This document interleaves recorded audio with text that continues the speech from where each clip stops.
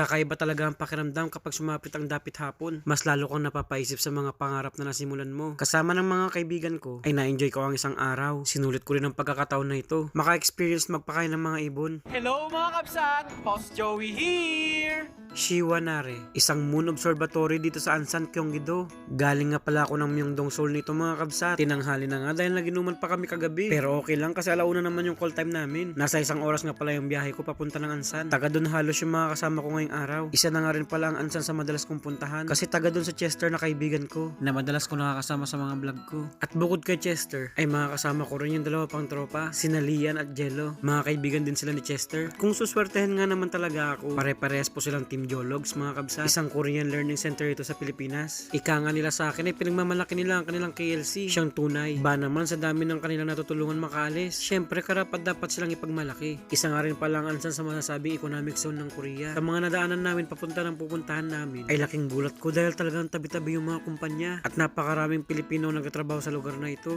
Mula sa Ansan Station ay nasa 20 minutes yata ang tinakbo ng taxi na sinakyan namin tungo ng Shiwanare. Tuwang-tuwa nga sa Chester dito dahil dati niya na itong napuntahan at masasabing napakaganda. Kaya malakas talaga yung loob niya mag-imbita rito. Wini-welcome niya kami niyan mga kabsat.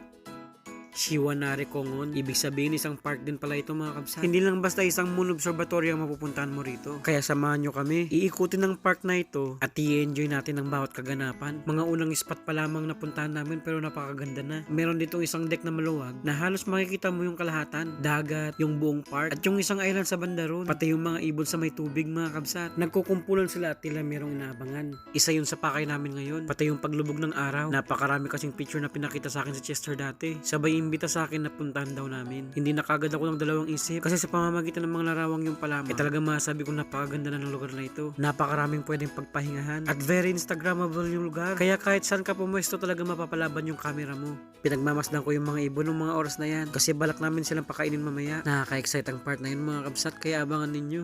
Napakaganda nitong K-Water. Ang K-Water ay isang Korean Water Resources Corporation. Isang government agency for comprehensive water resource development. At pinoprovide nito ang both public at saka industrial water ng South Korea. Napakagandang spot kaya alam nyo na. Hindi pwedeng hindi maisaan ng kabsat nyo. At syempre kasama ng mga kasama ko. Sabi ko kanina napakaraming pwedeng pagpahingan dito. Pwedeng umupo at makapag-relax. Napaka-creative nga nila. Tiyak kung ma-appreciate mo yung ganda at ikaw na mismo yung mahiya kung madudumian mo ito o kaya naman masira. Shiwanare, the best ka para sa akin. Ba naman nandito yung buwan. Abot kamay mga kabsat. Susungkit ka na lang talaga ng mga bituin para yung iniibig mo sa'yo mapatingin. Ano daw?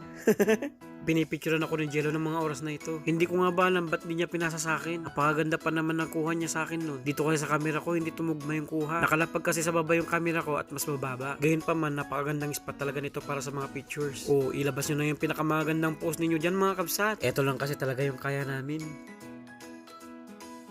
Medyo mahababang lakaran kaya naisipan na namin akyatin itong observatory dito. Moon observatory ito mga kabsat ha. Libre lang naman yung pag-akyat dito. Yun nga lang nung araw na ito ay maraming tao. At pila mga kabsat. Kinakailangan mo mag-elevator. Nasa 25 floor yata ito mga kabsat. Hindi ko sigurado pero parang yun lang din kasi ang sinabi sa akin ni Chester. Akala ko talaga nung una puro telescope yung madadatnan namin dito. Mga kabsat kapihan yung bumungad sa amin. Mapapaaga yata yung merienda namin. Pero baka meron pang isang palapag sa itaas. At doon talaga makikita. Pero di natin alam. Di na rin ako nagsiyasa. Eto tinawag na kagad ako ni Chester sa may banda ron. At katakot ko mga kabsa. Ba naman, salamin yung lapag. Alam mo naman matakotin ako sa mga ganito. Pero ayos lang kasi hindi naman ako nag-iisa. Ay, di naman sa Chester ay takot. Eto't parehas kami nagpapagilid. Halos ayaw namin tapakan yung pinakagitna ng salamin. Itsura naming dalawa nakakatawa talaga. Yung gustong gusto mong enjoyin. Pero heto, tinutodo yung kapit namin sa gilid. Medyo OA nga kami niyan. Pero legit naman talaga yung takot mga kabsa. Kaya kakoy magmadali na tayo. Pagkatapat sa pintuan ng elevator tara na agad. Bumaba na at ang araw ay pababa na rin. At hindi rin kami masyado nagpicture sa lugar na ito. Pinangunahan talaga kami ng takot.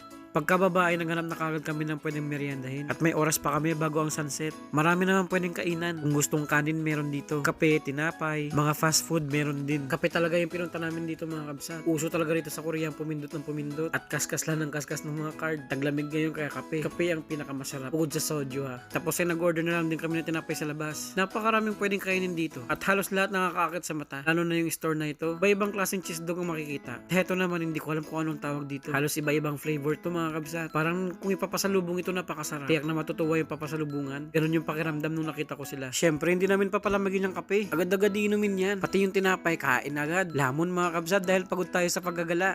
Pagkatapos namin magmerienda ay heto na. Papalubog na yung araw. Naisipan muna ni Chester na bumili ng chichirya. Una kong naisip ay kakain pa yata kami sa gilid ng dagat. Baka tayo gabihin dito. At baka wala tayong masakyan pa uwi. No, hindi kami mag-worry mga kabsat. Kasi yung sinakyan naming taxi kanina, binigay niya yung number niya sa amin. Ang sabi ay tawagan lang daw namin siya mamaya. First time ko lang ito sa buhay ko. Ang makakita ng sunset. Yung sunset sa dagat na madalas ko lang nakikita sa mga pictures. Okay naman sa mga video. Ay heto, nakikita ko na. Pero bago yun, nagkausap kaming dalawa dyan ni Jello. Naikwento niya sa akin na nasa Pilipinas pa lang daw siya. Napapanood na niya ang kapsat ninyo. Mga gala ko rito sa South Korea. Nung panahon na yun ay nag-aaral pa lamang siya. Ang sabi niya sa akin ay inggit ito na masasabi. Pero ang inggit na yun ay ginamit niyang inspirasyon para mapagtagumpayan yung laban niyang nasimulan. Kaya heto, 2024. Unang taon niya rito sa South Korea. Kaya wala na akong ginawa. Kinongratulate ko na lang siya mga kapsat. Heto, hindi nga niya akalain na nakasama niya pa ako sa isang vlog. In-invite lang din naman kasi namin siya ni Chester. Masaya ako sa iyo na napagtagumpayan mo ang pangarap mo. At nararamdaman kung napakalayo pa na mararating mo. Hanggat hindi ka lang nangangarap ng gusto mo lang. At desidido ka talaga. Lahat ng yan ay mapagtatagumpayan mo.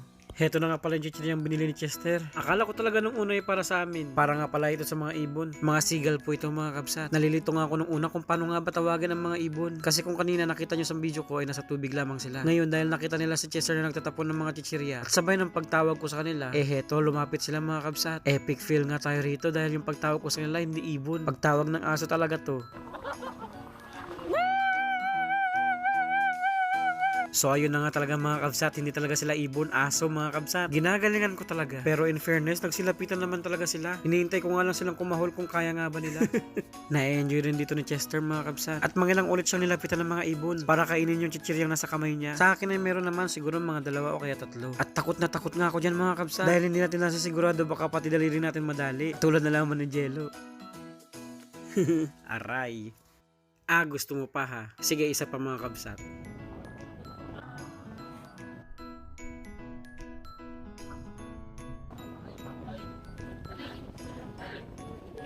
Kaya sa akin mga kabsat, hindi talaga mawala yung takot. Bantay na bantay ko nga sila nito mga kabsat. Pero ginugulat talaga ako. Hindi ko inaasahan yun. Yung gulat ko umabot hanggang Hong Kong. Nagtagal kami sa lugar na ito. Ang magpakain ng mga ibon, hindi na nga namin namalayan na ginagaya na pala kami ng mga Koreano. Pinupulot na lamang nila yung mga ilang binato ni Chester. At pinapakain din nila yung mga ibon. Dumami ng dumami yung tao rito. Kaganina ay dadalawa lang kami ni Jello. Na-enjoy ko ang araw na ito. Sobra mga kabsat. Maganda ang paglubog ng araw sa bawat dapit hapon. Ipinapaalala sa iyo na mayroon ka manghamangang pagtatapos ang bagay-bagay para bigyan daan ng isang bagong pasimula. Pero hindi lahat ng pagtatapos ay hudyat ng wakas. Ito yung pagtatapos na hudyat ng pagpapahinga para maging mas matatag ka sa susunod na kabanata ang kinabukasan mo. Heart.